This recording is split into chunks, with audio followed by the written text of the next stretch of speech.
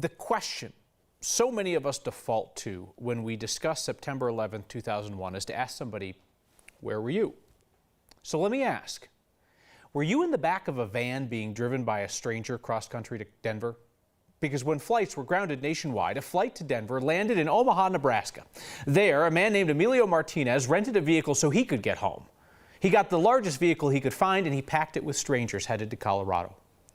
20 years later, his daughter Mercedes, who misses the father that she lost a few years ago, just wants to connect with those strangers her dad helped on 9/11.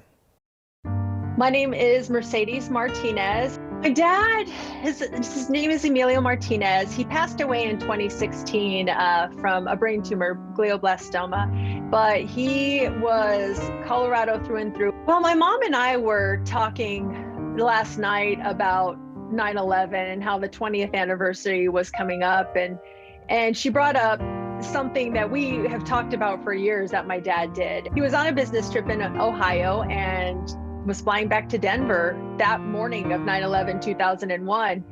And as the plane was in the air, the pilot came on and said that they were being grounded, so they would be landing in Omaha instead of Denver. That immediately had a lot of people panicking. How am I going to get to Denver? What's going on? Everybody was very scared. And we laughed because the first thing my dad did was turn on his cell phone, even though you weren't supposed to turn them on. And as soon as he got a signal, his first call was to a rental car agency, not to family, but he wanted to rent the biggest van possible. He went to passenger pickup and parked it. And then he went back inside the Omaha airport. Apparently there was a big cardboard box next to a trash can. So he ripped off half of it, asked for a Sharpie, and wrote "Going to Denver" on it. And he just stood there next to the trash can holding this sign. People were walking by, walking up to the ticketing agents, trying to find a way to get home. No one knew what was going on. But then they started seeing this sign, and anyone that was going to Denver was stopping. And they said, "I'm going to Denver." And he said, "You're in. We're taking this van." And when they got to Denver, instead of just dropping everyone at a common place, he made sure that everyone got to their home.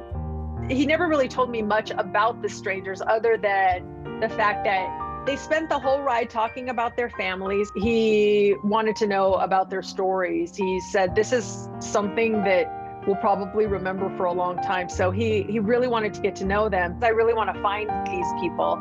My dad's passed away 5 years ago, and we miss him more than anything in this world. But we would really like to know more about that day and those 7 people. I know that's something my dad would want to do. And just one small thing like that, 20 years later, I'm hoping there's someone out there that thinks of him every 9/11. He would be embarrassed, but he, I think, be really grateful. Mercedes told us that her dad kept in touch with the people from the van for years, but eventually those connections faded away. If you would like to reconnect with the family, reach out to us here. We'll put you in touch.